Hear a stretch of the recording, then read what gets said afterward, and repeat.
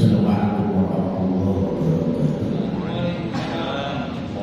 Ya Rabbi bil Mustafa balagh maqasidana waghfir lana ma madha ya wasi'al karami. Ya Rabbi bil Mustafa balagh maqasidana waghfir lana ma madha ya wasi'al karami. Muhammadin sayyidul kaunaini wa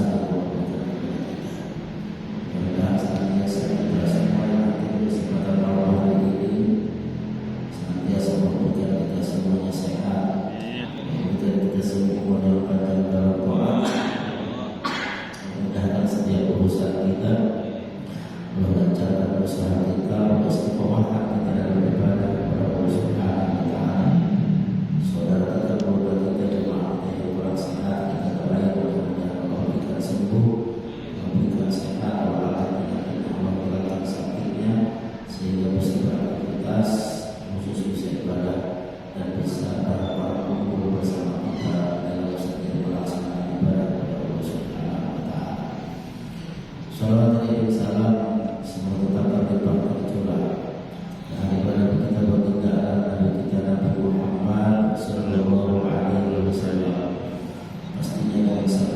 sallallahu salawat yang kita baca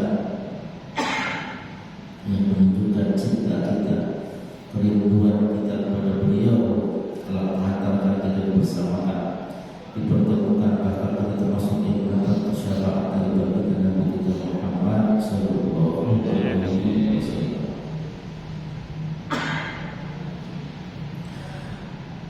Baik Bapak Hadis yang dirahmati dan dimuliakan Allah, kita lanjutkan ngaji kita masih dalam kitab Fathul Qorib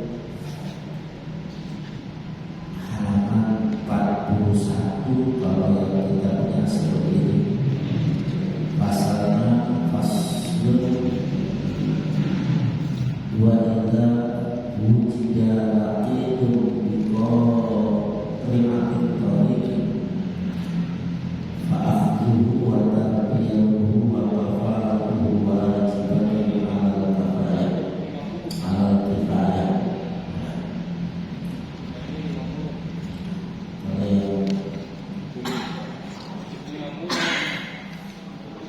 Beda cetakan.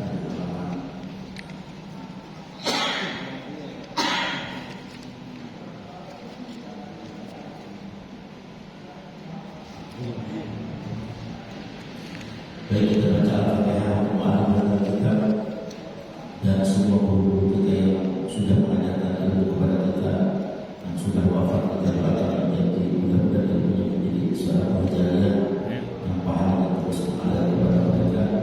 Guru kita yang masih hidup kita doakan mudah-mudahan senantiasa diberikan sehat, diberikan berkah yang mengajarkan kepada kita menjadi ilmu yang bermanfaat. Allahumma Nabi Mustafa Muhammad sallallahu alaihi wasallam.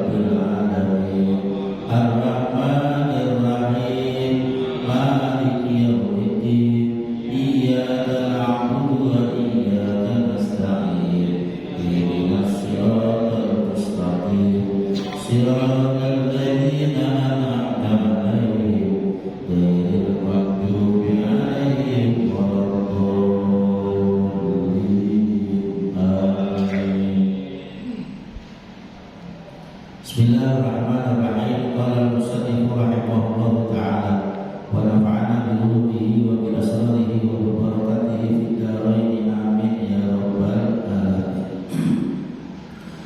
Bismillahirrahmanirrahim. Faslun ay hadza faslun wa idza wujida laqitun biqari'atit tariqi fa akhzuhu wa tarbiyatuhu wa kafalatuhu wajibatun 'alal kifayati wa la yuqarru illa fi yadi aminin fa in wujida ma'ahu malun anfaqa 'alaihi al-hakimu minhu wa in lam yujad ma'ahu malun fanafaqatuhu fi baitil mali.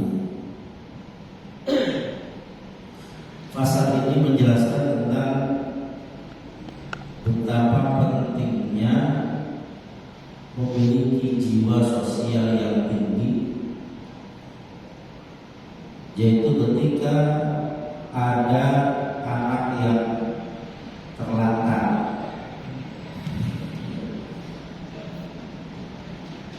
yang tidak memiliki wali atau orang yang menanggung dalam hidupnya, maka kewajiban kita kaum muslimin untuk merawatnya. Wa idza wujida laqitun, dan apabila ditemukan anak yang terlantar, anak yang tidak ada walinya, anak yang tidak ada yang urus. Dikatakan di sini kasbi sabiyyun wa hiya sabiyyun manbudun la kafila lahu min abin aw jadid. Jadi anak yang masih kecil yang memang butuh tanggung jawab, sementara tidak ada yang menjadi penanggung jawabnya, seperti tidak punya orang tua, tidak punya keluarga dan lain sebagainya. Maka ketika itu sudah terjadi, fa'akhdhuhu wa tarbiyatuhu wa kafaratuhu wajibun 'ala kifayah.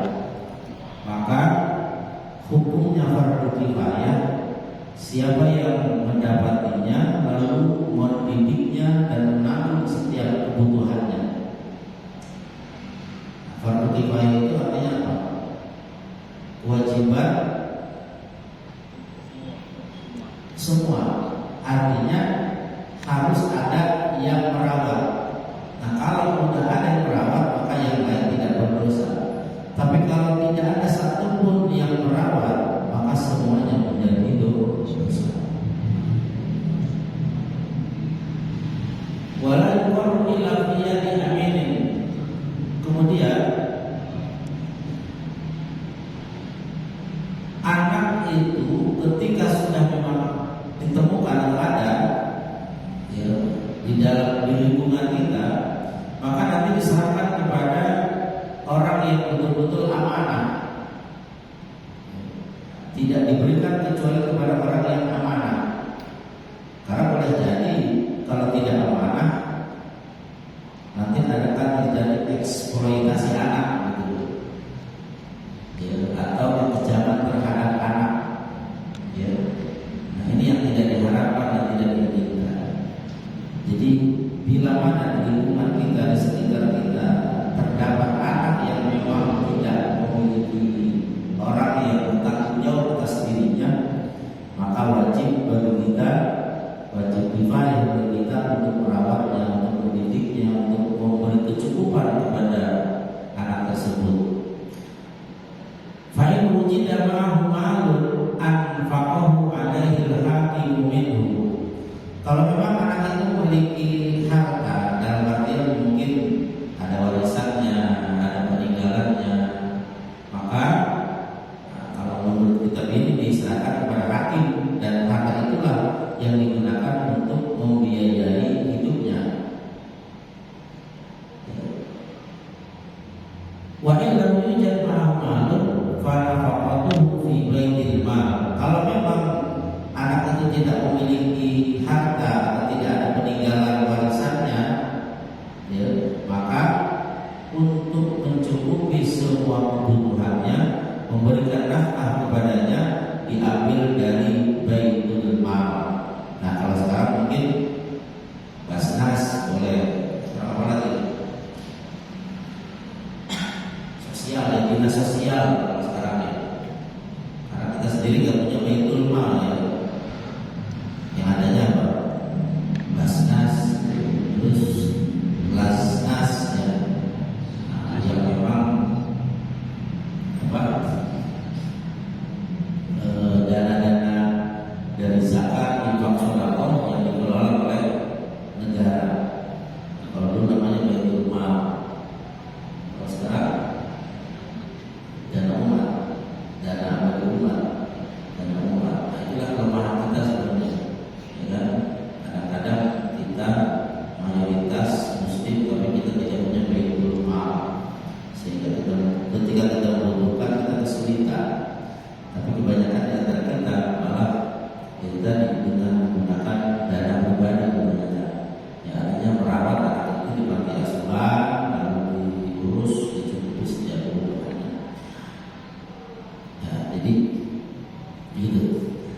Ya, jadi inilah pentingnya bahwa Islam mengatur sedemikian sedetil mungkin, sampai-sampai ketika ada anak kecil yang memang butuh pengasuhan, butuh biaya, butuh nafkah, lalu tidak ada wali yang mencukupinya, maka itu adalah kewajiban kita sebagai kaum muslimin untuk mencukupi, untuk merawatnya, untuk mendidiknya. Nah, jadi supaya tidak ada anak terlantar. Tapi sekarang alhamdulillah kita banyak rumah-rumah yatim ya, rumah-rumah yatim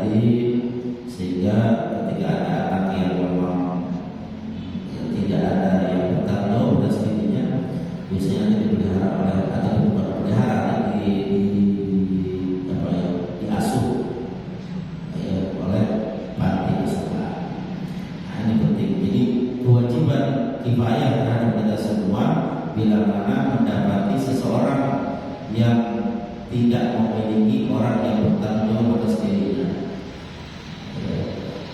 Tapi kalau sudah dewasa kita diarahkan, karena memang kita wajib memberikan itu sampai kepada akil balik. Kalau sudah akil balik, maksudnya bisa menentukan dirinya sendiri. Bismillahirrahmanirrahim. Kita lanjutkan pasal selanjutnya. Bismillahirrahmanirrahim. Faslun ay hadza faslun wal wadi'atu amanatun. Fasal menjelaskan tentang masalah titipan. Bahasa kita mungkin paket masalahnya. Ya, paket sekarang kan kita zaman online, ya. Jadi menitipkan sesuatu kepada perusahaan, kalau paket namanya jasa, ya, kepada jasa menitipkan sesuatu atau benda apapun untuk disampaikan kepada penerima. Nah, jasa paket. Bismillahirrahmanirrahim. Wal wadi'atu amanatun wa yustahabbu qabuluha liman qama bil amanati fiha. Wadi'ah atau titipan itu amanatun, adalah sebuah amanah. Jasa penitipan adalah jasa amanah. Artinya amanah itu jasa kepercayaan. Makanya kita ketika kita menitipkan sesuatu, pastinya kita menitipkan kepada orang yang memiliki sifat amanah, yang terpercaya, yang bila mana dia melakukan khianat, maka masuk bagian daripada kesalahan dan dosa besar. Wa yustahabbu qawluha liman qama bil amanah. Kemudian seseorang yang memang diberikan amanah, dia wajib menerimanya. Ya, sangat dianjurkan untuk menerima, karena memang amanah itu tidak semua orang bisa membawa amanah. Apalagi kalau urusannya masalah harta, masalah duit, biasanya nyampainya berkurang. Kalau nitip barang, nitip duit biasanya berkurang. Kalau nitip omongan biasanya bertambah. Kita biasanya. Padahal nggak boleh menambah dan nggak boleh mengurang, harus apa adanya. Wadi'ah atau titipan itu adalah sebuah amanah, dan siapa orang yang memang memiliki sifat amanah dalam masalah penitipan ini, maka seyogianya seharusnya dia menerima amanah itu. Wa yustahabbu qabuluha liman qama bil amanati fiha. Sangat dianjurkan, sangat dianjurkan bagi orang yang memang memiliki sifat amanah, ketika diberi amanah dia untuk menerima amanah tersebut. Wa la yudmanu illa bi ta'addi. Kemudian bagaimana barang atau benda yang diamanahkan itu, apakah dia jika terjadi sesuatu dia wajib mengganti? Wala yudmanu illa bi ta'addi. Dia tidak wajib mengganti kecuali dianya ceroboh, teledor, gegabah. Ya, misalkan barangnya jadi rusak karena kecerobohan dia, maka dia wajib ganti. Tapi kalau bukan karena kesalahan, maka dia tidak wajib mengganti. Ya, diamanahi apa misalnya, dititipin duit, ya kan, ditaruh di saku, benar namanya, tempat benarnya, terus pas mau diberikan kepada orang yang menerima amanah, misalkan tidak ada, dan tidak ada itu bukan karena kesengajaan, maka dia tidak wajib mengganti. Tapi kalau karena kesengajaan dia, keteledoran dia, maka dia wajib menggantinya. Wa qaulul mudda'i maqulun fi raddiha 'alal mudda'i. Kemudian ketika terjadi perselisihan antara orang yang menerima amanah dengan yang memberi amanah, ucapan siapa yang diterima ketika itu? Wa qaulul mudda'i maqulun fi raddiha. Orang yang menerima amanah misalkan, udah saya kasih, misalkan, belum udah, maka yang diterima ketika itu adalah ucapan orang yang menerima amanah. Sudah terjadi, sudah diberikan, gitu. Bisa terjadi misalkan karena tidak ada bukti, kecuali ada bukti. Makanya kalau sekarang kan biasanya kalau paket atau apa yang memang penting, dia ada serah terima barang. Atau kalau paket sekarang ada serah terima tapi ada bukti dipotong misalkan bahwa barang tersebut sudah diterima oleh penerima titipan. Tapi kalau memang tidak seperti itu, maka ketika terjadi sesuatu yang dibenarkan, yang diterima adalah qaulul mudda'i, artinya ucapan orang yang menerima titipan. Wa illam yujad wa alaihi an yahfadha fi hirzi misliha. Kemudian orang yang menerima amanah itu, orang yang menerima titipan itu, dia harus menjaga barangnya. Itu tentunya memang kewajiban barang itu ada pada dirinya. Keamanan barang, keselamatan barang, kemudian juga jangan sampai berkurang, jangan sampai hilang, ya kan? Nah, ini kewajiban orang yang menerima amanah. Ma'al qudrati 'alaiha, ya kan? Wa idza tuliba biha falam yukhrijha ma'al qudrah 'alaiha hatta talifa domina. Jika barang itu diminta lalu dia tidak bisa memberikan barang itu, ya, sampai barang itu hilang atau rusak, ya, padahal dia mampu untuk menjaganya, maka orang yang menerima amanah ketika itu harus mengganti barang yang dititipkan. Jadi memang amanah itu luar biasa, titipan itu luar biasa banyak, luar biasa beratnya, ya. Jadi kalau memang barang itu rusak karena kecerobohan, ya, karena apa sih bahasanya, keteledoran, gegabah dan lain sebagainya, maka orang yang menerima amanah ketika itu wajib mengganti barang titipan. Makanya hati-hati betul ketika kita diberikan amanah, dititipkan sesuatu untuk disampaikan, maka itu harus betul-betul sampai kepada penerimanya. Ya, kalau memang benda, barang dan sebagainya dalam keadaan seperti asalnya, ya, tidak boleh rusak dan lain sebagainya. Namun karena gegabah dia, teledor dia, ya, dalam menjaga barang itu, maka ia harus mengganti barang yang rusak tadi.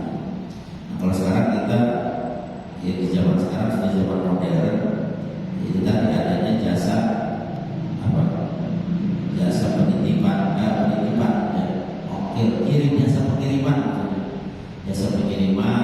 sampai ke tempat, sampai ke lokasi dengan biaya sekian, dengan karena memang perjalanan dengan tugas perjalanannya, lalu barang itu menjadi tanggung jawab daripada perusahaan. Sekarang ya, perusahaan jasa pengiriman, kalau terjadi sesuatu ya dia wajib menggantinya. Nah itu, jadi inilah pentingnya, ya, bahwa bagaimanapun kita dalam bergaul, bahasa dalam bermasyarakat, memang ada aturan-aturan yang diatur sehingga saling menguntungkan di antara keduanya dan tidak terjadi kerugian di antara keduanya.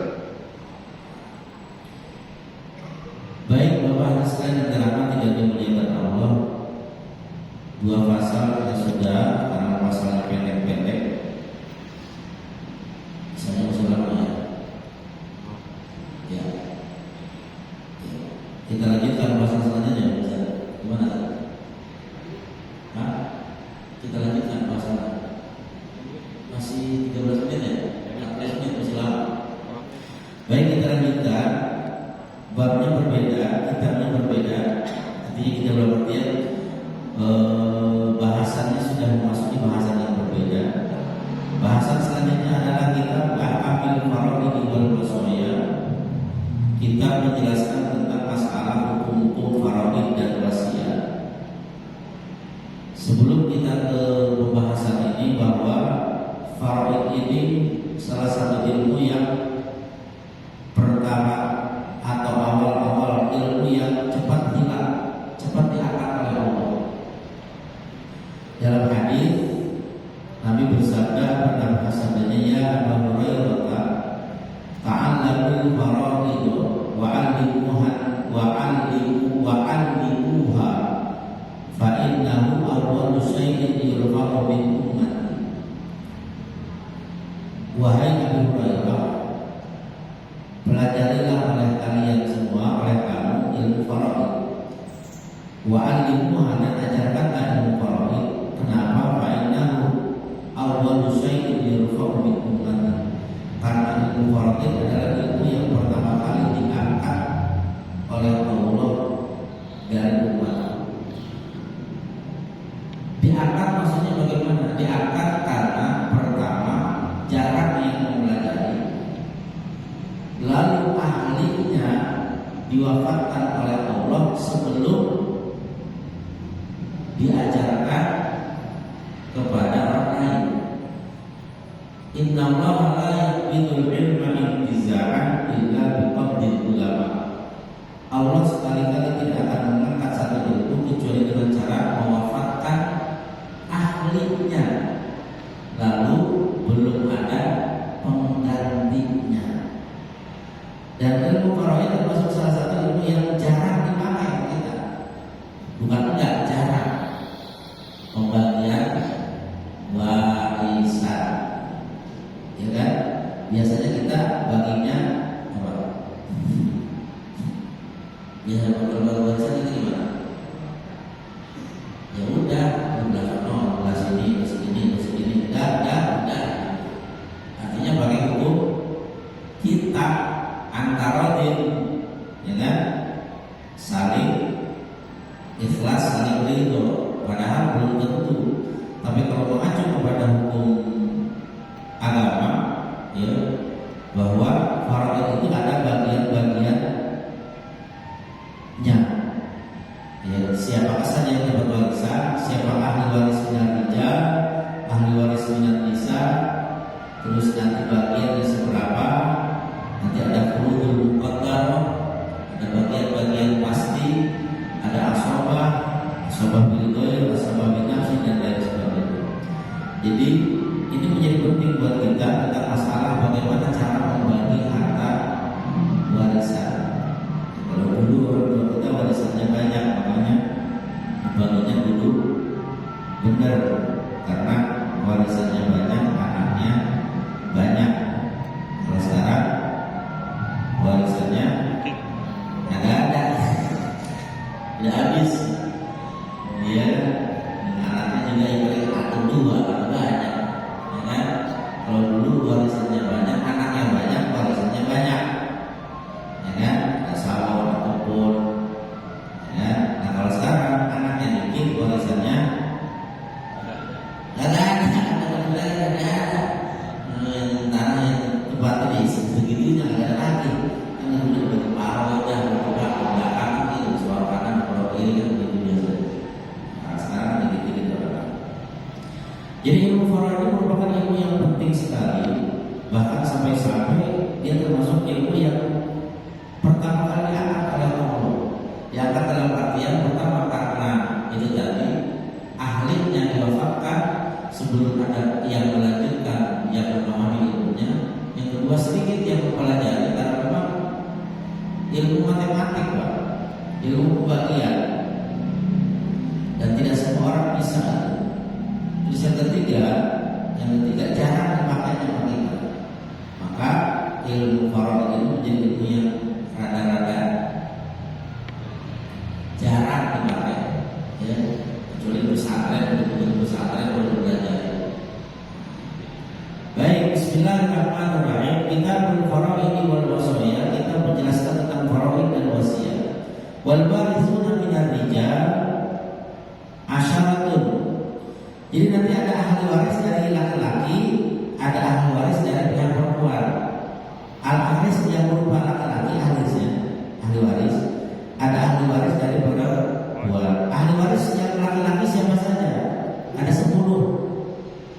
10 laki-laki yang mendapatkan warisan. Siapa saja? Yang pertama adalah al-ibnu, anak laki-laki.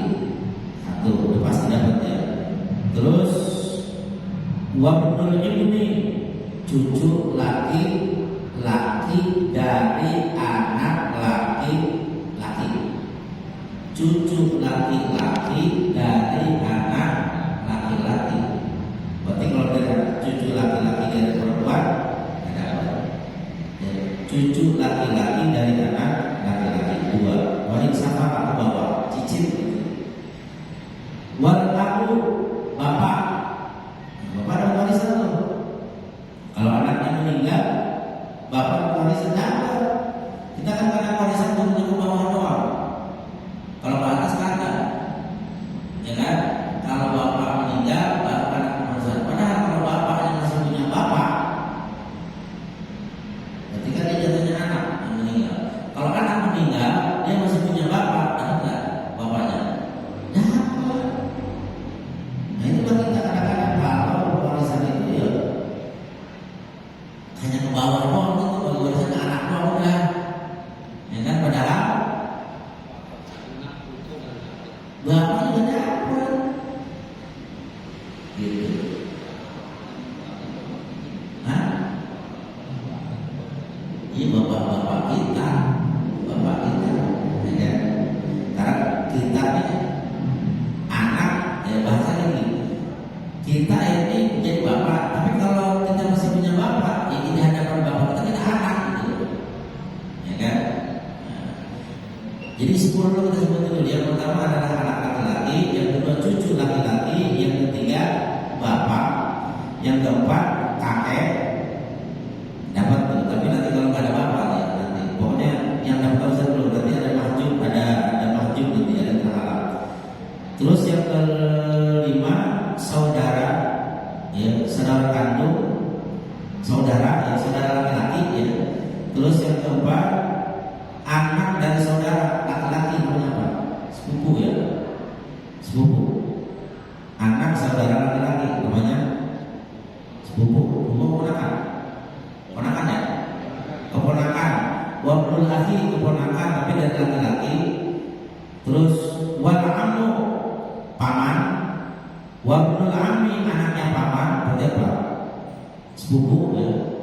Nah baru keponakan ya, keponakan. Kemudian wazauju, suami. Wal maulal mu'tiq, tuan yang memerdekakan budak. Sekarang dulu negara. Nah ini negara sudah tidak ada perbudakan. Jadi ahli waris dari pihak laki-laki ada 10. Yang pertama anak laki-laki, cucu dari anak laki-laki, bapak, kakek,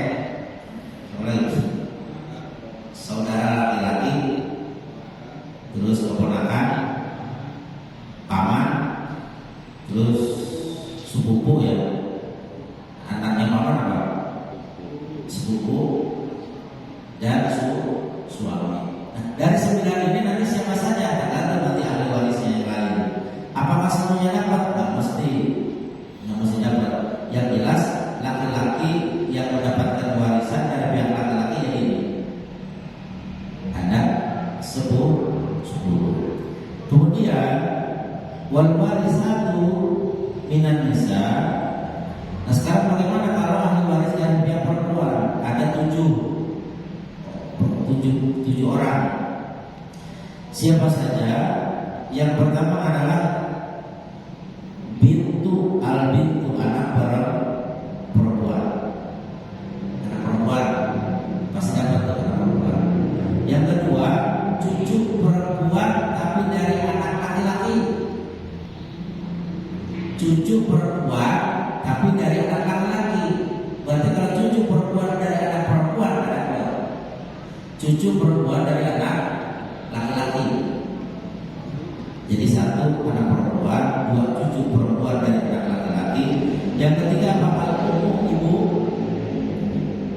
Yang keempat nenek, al-jaddatu nenek. Yang kelima al-ukhtu, saudara perempuan. Jadi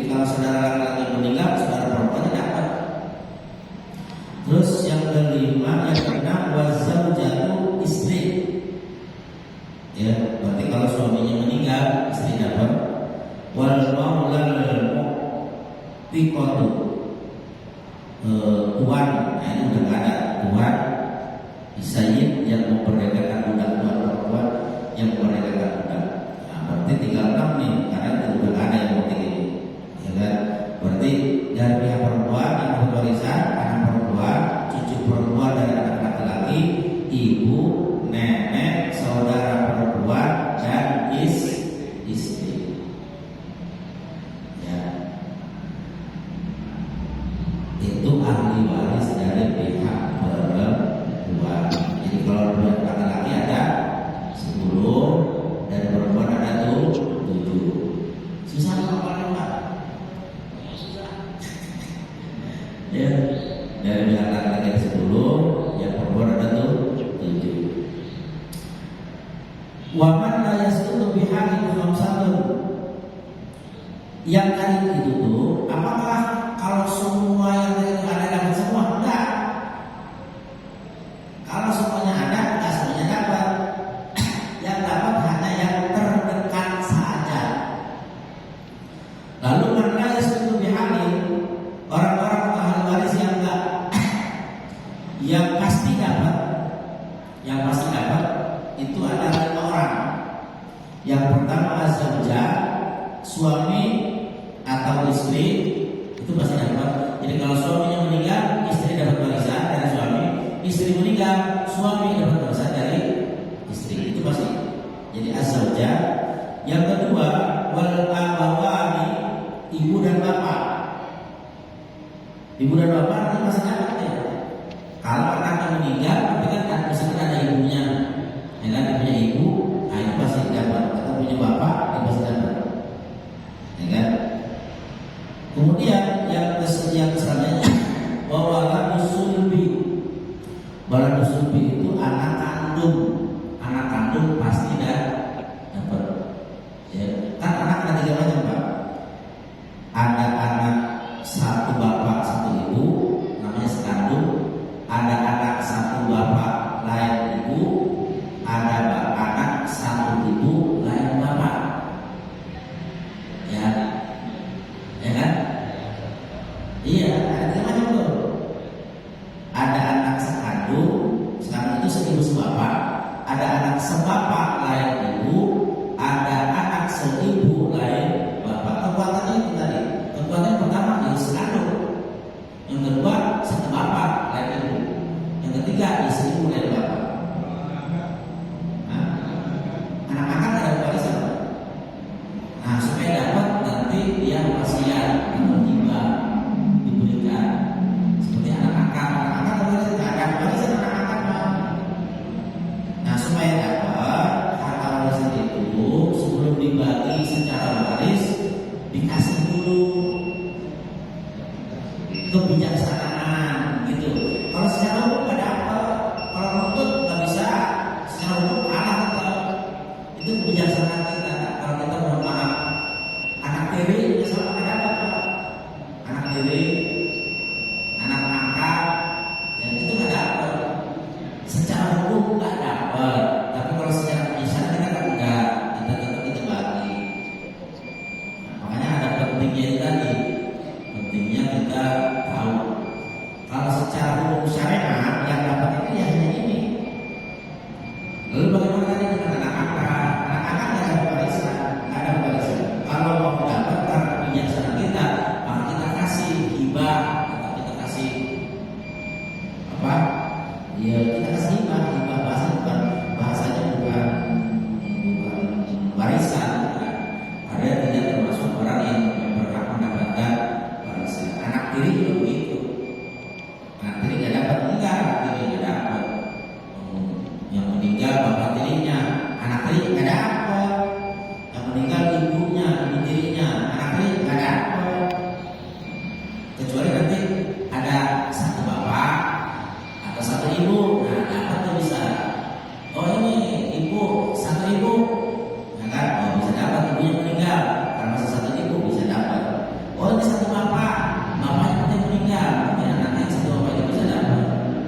Apalagi emang seibu sebapak sekali. Ini hanya pengulangan itu. Ya bukan dulu karena memang ada panjang dan bahasanya dan ada berat bahasanya.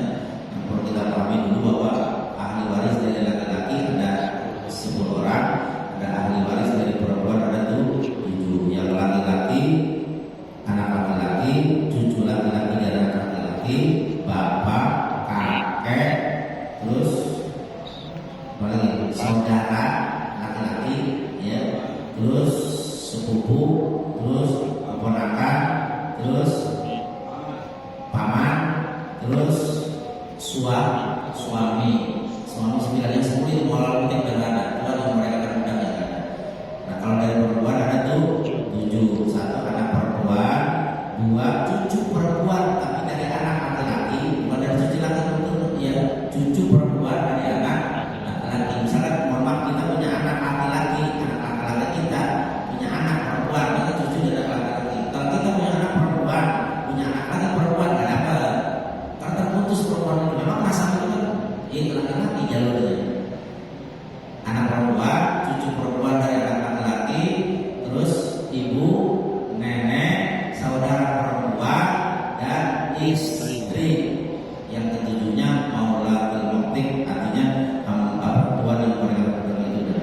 Nah itu ahli waris yang mendapatkan warisan. Ya, kita lanjutkan nanti pertemuan yang akan datang, insyaallah tentang masalah jika umur